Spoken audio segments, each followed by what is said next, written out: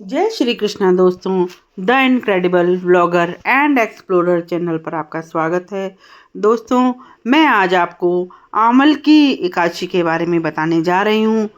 दोस्तों, आप ध्यानपूर्वक इसे सुनिए और आप इसका कन्फ्यूज़न अपना दूर कीजिए, क्योंकि इसकी कन्फ्यूज़न है कि आमल एकादशी 20 को है या 21 मार्च को है। तो इस साल आमल एकादशी की तिथि को लेकर जो कन्फ्यूज़न हमारा बना हुआ है उसे मैं आज बताती हूँ। आमल एकादशी की सही तिथि, मुहूर्त और महत्व। हिंदू पंचांग के अनुसार साल में कुल 24 एकादशी पड़ती हैं। ऐसे में हर मास में कृष्ण और शुक्ल पक्ष में एक एक एकादशी पड़ती है और हर एकादशी का विशेष महत्व है। ऐसे ही फागुन मास के शुक्ल पक्ष की एकादशी को आमल की एकादशी कहा जाता है। इसे आंवला एकादशी भी कहते हैं। इस दिन भगवान विष्णु की विधिवत पूजा करने के साथ व्रत का विधान है। इसके अलावा इस दिन आंवले के पेड़ की पूजा भी करना विशेष माना गया है। इस बार एकादशी तिथि 2 दिन होने के कारण असमंजस की स्थिति है। आखिर किस दिन आमल की एकादशी का व्रत रखा जाए, तो मैं अब आपको बताती हूँ कि किस दिन हम व्रत रखें, इसकी तारीख कब है। हिंदू पंचांग के अनुसार फागुन मास की शुक्ल पक्ष की एकादशी 20 मार्च 2024 को सुबह 12:21 से शुरू होगी और 21 मार्च को 2024 को सुबह 2:22 पर समाप्त होगी। ऐसे में उदया तिथि के हिसाब से आमल की एकादशी 20 मार्च को ही रखी जाएगी और व्रत का पारण 21 मार्च 2024 को दोपहर 1:41 से शाम 4:07 तक हो जाएगा। वैदिक पंचांग के अनुसार आमल की एकादशी के दिन रवि योग के साथ कई शुभ योग बन रहे हैं। अन्य कथा के अनुसार आमल की एकादशी को रंग भरी एकादशी के नाम से भी जाना जाता है। आमल की एकादशी और रंग भरी एकादशी का विशेष महत्व है। दरअसल इस दिन भगवान शिव और माता पार्वती की शादी के बाद उनका गौना हुआ था और दोनों शादी के बाद एक साथ काशी आए थे। इस दिन से काशी में होली का पर्व आरंभ हो जाता है। अगले 6 दिनों तक चलता है। रंग भरी एकादशी के दिन सुबह जल्दी उठकर स्नान कर स्वच्छ वस्त्र धारण करें। इसके बाद व्रत का संकल्प लें। फिर एक लोटे में जल भरकर उसमें कच्चा दूध, शहद, गंगा जल, चावल आदि मिलाकर भगवान शिव के मंदिर में जाएं और उनका अभिषेक करें। साथ ही इस दिन महिलाएं माता पार्वती को श्रृंगार का सामान भी अर्पित करें। भगवान शिव को बेलपत्र आदि अर्पित करें। इसके बाद शिवलिंग पर चंदन से लेप करें और शिव जी को अबीर गुलाल चढ़ाएं। अंत में भगवान शिव और माता पार्वती के सम्मुख अपनी सुख समृद्धि की प्रार्थना करें। साथ ही आपकी जो भी मनोकामना है वह भी भगवान शिव के सामने कहें। रंग भरी एकादशी व आमल एकादशी का यह व्रत और पूजन साधकों को 12 महीनों की एकादशी के समान फल देने वाला है। तो दोस्तों, इस तरह से दोनों मान्यताओं का अलग अलग महत्व है। रंग भरी एकादशी के दिन काशी विश्वनाथ मंदिर में भगवान शिव और गौरी की विशेष पूजा होती है। रंग भरी एकादशी के दिन आमल की एकादशी भी मनाई जाती है, जिसमें भगवान विष्णु और आंवले के पेड़ की पूजा की जाती है। आमल की का अर्थ होता है आंवला। भगवान विष्णु ने आंवला के वृक्ष को आदि वृक्ष के रूप में प्रतिष्ठित किया था। आंवला दान करना अति शुभ माना जाता है। पूर्ण फल की प्राप्ति के लिए आमल एकादशी के दौरान इसकी व्रत कथा का पाठ करना जरूरी है। ऐसे में आइए मैं आपको आमल एकादशी की व्रत कथा के बारे में विस्तार से बताती हूँ। पौराणिक कथा के अनुसार प्राचीन समय में वैदिक नाम का एक नगर था, जहाँ चैत्रथ नामक चंद्रवंशी राजा राज्य करते थे। नगरवासी बहुत ही प्रसन्न थे। इस नगर में सभी लोग विष्णु जी के भक्त थे और एकादशी का व्रत किया करते थे। एक बार फागुन शुक्ल पक्ष एकादशी के दिन सभी भक्तजन व्रत कर भगवान विष्णु की पूजा अर्चना और रात्रि जागरण कर रहे थे। तभी वहां एक महापापी और दुराचारी शिकारी आया। वह भी वहां रुककर भगवान विष्णु की कथा तथा एकादशी का महात्म्य सुनने लगा। इस प्रकार उस शिकारी ने अपनी पूरी रात जागरण करते हुए व्यतीत की। अगले दिन जब वह घर गया तो भोजन करके सो गया।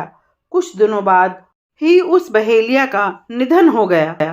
शिकारी को पापों के कारण नरक भोगना पड़ता, लेकिन उसने अनजाने में आमल की एकादशी तथा व्रत कथा सुनी थी और जागरण भी किया था।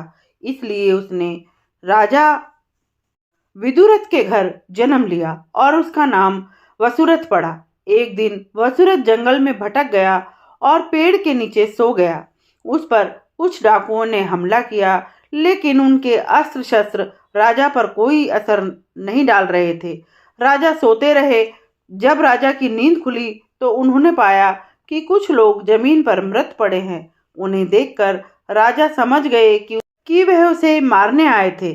तभी आकाशवाणी हुई कि हे राजन, भगवान विष्णु ने तेरी जान बचाई है। तुमने पिछले जन्म में आमल की एकादशी की व्रत कथा सुनी थी और यह उसी का फल है। एक अन्य पौराणिक कथा के अनुसार आमल की एकादशी के दिन अन्य पौराणिक कथाएं भी प्रचलित हैं।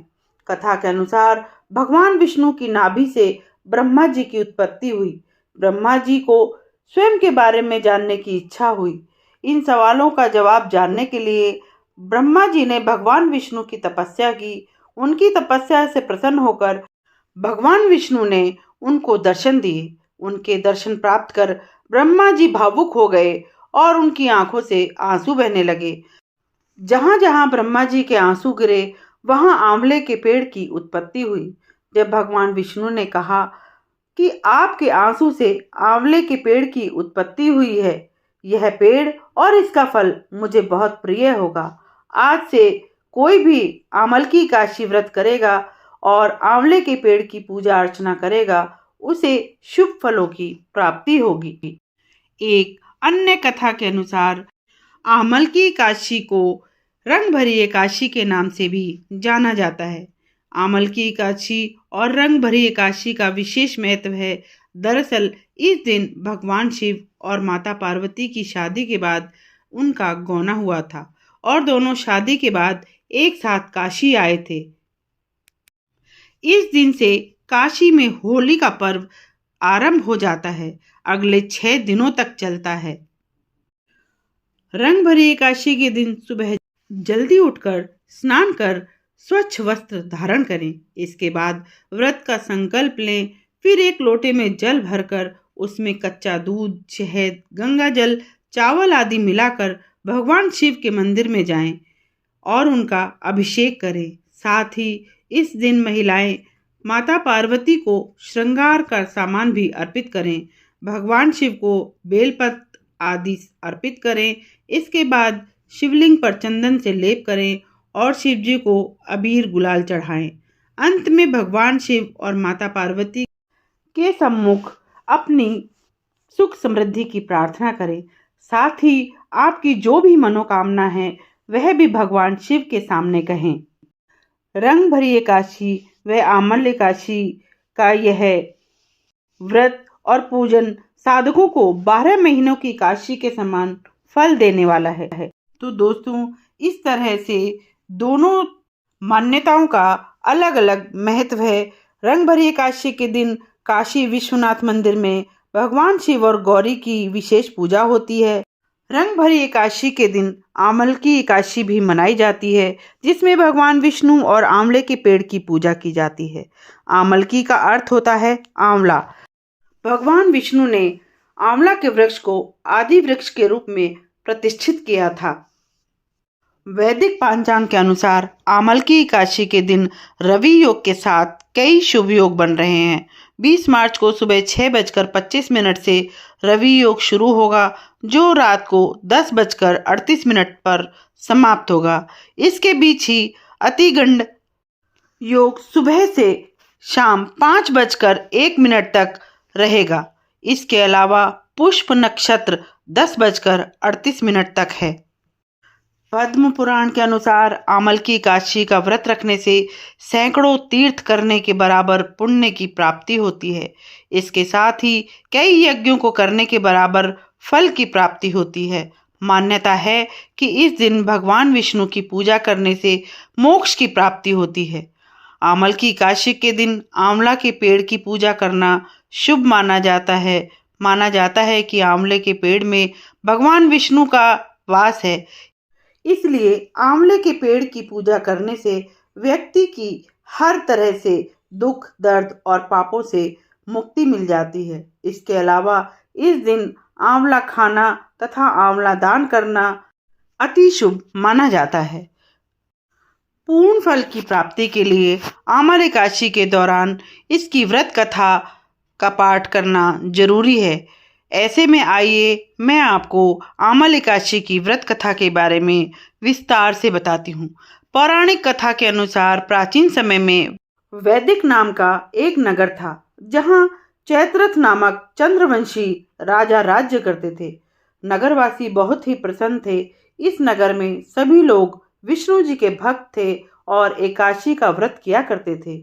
एक बार फागुन शुक्ल पक्ष एकादशी के दिन सभी भक्तजन व्रत कर भगवान विष्णु की पूजा अर्चना और रात्रि जागरण कर रहे थे। तभी वहां एक महापापी और दुराचारी शिकारी आया। वह भी वहां रुककर भगवान विष्णु की कथा तथा एकादशी का महात्म्य सुनने लगा। इस प्रकार उस शिकारी ने अपनी पूरी रात जागरण करते हुए व्यतीत की। अगले दिन जब वह घर गया तो भोजन करके सो गया। कुछ दिनों बाद ही उस बहेलिया का निधन हो गया। शिकारी को पापों के कारण नरक भोगना पड़ता, लेकिन उसने अनजाने में आमल की एकादशी तथा व्रत कथा सुनी थी और जागरण भी किया था। इसलिए उसने राजा विदुरथ के घर जन्म लिया और उसका नाम वसुरथ पड़ा। एक दिन वसुरथ जंगल में भटक गया और पेड़ के नीचे सो गया। उस पर कुछ डाकुओं ने हमला किया, लेकिन उनके अस्त्र शस्त्र राजा पर कोई असर नहीं डाल रहे थे। राजा सोते रहे। जब राजा की नींद खुली तो उन्होंने पाया कि कुछ लोग जमीन पर मृत पड़े हैं। उन्हें देखकर राजा समझ गए कि वह उसे मारने आए थे। तभी आकाशवाणी हुई कि हे राजन, भगवान विष्णु ने तेरी जान बचाई है। तुमने पिछले जन्म में आमल की एकादशी की व्रत कथा सुनी थी और यह उसी का फल है। एक अन्य पौराणिक कथा के अनुसार आमल की एकादशी के दिन अन्य पौराणिक कथाएं भी प्रचलित हैं। कथा के अनुसार भगवान विष्णु की नाभि से ब्रह्मा जी की उत्पत्ति हुई। ब्रह्मा जी को स्वयं के बारे में जानने की इच्छा हुई। इन सवालों का जवाब जानने के लिए ब्रह्मा जी ने भगवान विष्णु की तपस्या की। उनकी तपस्या से प्रसन्न होकर भगवान विष्णु ने उनको दर्शन दिए। उनके दर्शन प्राप्त कर ब्रह्मा जी भावुक हो गए और उनकी आंखों से आंसू बहने लगे। जहां जहां ब्रह्मा जी के आंसू गिरे वहां आंवले के पेड़ की उत्पत्ति हुई। जब भगवान विष्णु ने कहा कि आपके आंसू से आंवले के पेड़ की उत्पत्ति हुई है, यह पेड़ और इसका फल मुझे बहुत प्रिय होगा। आज से कोई भी आमल की एकादशी व्रत करेगा और आंवले के पेड़ की पूजा अर्चना करेगा, उसे शुभ फलों की प्राप्ति होगी। तो दोस्तों, इस तरह से हमने आंवला एकादशी, आमल एकादशी और रंग भरी एकादशी के बारे में जानकारी ली। भगवान श्री हरि आपके इस मनोरथ को पूरा करें। जो भी आपने मनोकामनाएं मांगी हैं, भगवान उनको अवश्य पूरा करें और आपकी सारी परेशानियों को दूर कर, आपके सभी कष्टों को हर कर भगवान श्री हरि आप पर अपनी कृपा बनाए रखें। इस तरह की मनोकामना मैं भगवान श्री हरि से करती हूँ। आप सभी भक्तगण इसी तरह मेरी कथाओं का श्रवण करते रहें, मुझे इसी तरह अपने साथ बनाए रखें, अपना साथ देते रहें और मैं इसी तरह आपको कथाओं का श्रवण करवाती रहूं। दोस्तों, आप मेरे चैनल को लाइक करें, शेयर करें, सब्सक्राइब करें और बेल आइकन ज़रूर दबाएं ताकि आपको मेरे हर एक वीडियो का नोटिफिकेशन सबसे पहले मिले। बोलिए श्री एकादशी मैया की जय। दोस्तों, नमस्कार।